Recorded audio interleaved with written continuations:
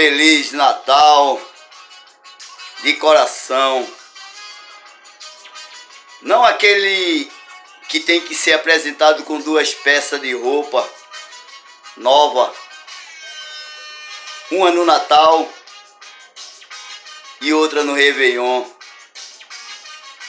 Natal em que os homens acordem e seja quebrada toda a maldade, ganância e o ego desenfreado. Que não seja uma cerimônia de moda e que não anseie bênção só para si e para os seus.